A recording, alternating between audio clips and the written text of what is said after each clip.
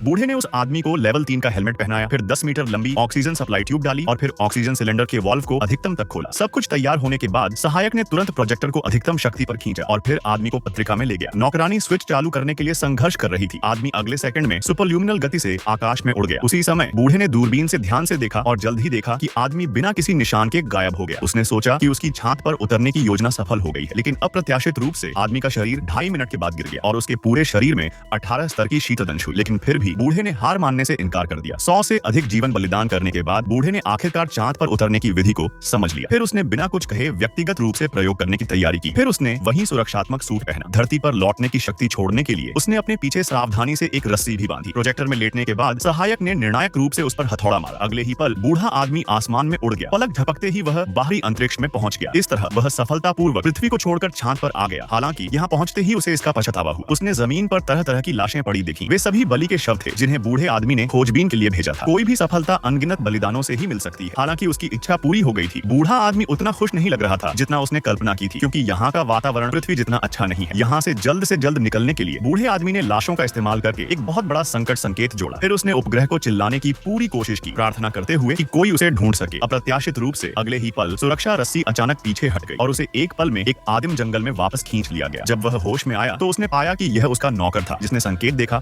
और उसे वापस उसके पास भेजा। लेकिन जल्द ही संरक्षक भाई कियांग ने उसे ढूंढ लिया। अगर वह फिर से चांद पर गया तो उसे अपनी जान गंवानी पड़ेगी। यह पता चला कि बूढ़े आदमी को एहसास हुआ कि भविष्य में पृथ्वी नष्ट हो सकती है, इसलिए उसने जीवित रहने के लिए दूसरी जगह खोजने की कोशिश की। लेकिन भाई कियांग ने सोचा कि बूढ़े आदमी के इस कदम से एलियंस नाराज हो सकते हैं और फिर इंसानों को भयानक नुकसान हो सकता है। हालांकि बूढ़ा आदमी अनिच्छुक था, वह भाई कियांग का विरोधी नहीं था। वह केवल अकेले बड़े घर में वापस जा सकता था और उदास हो सकता था।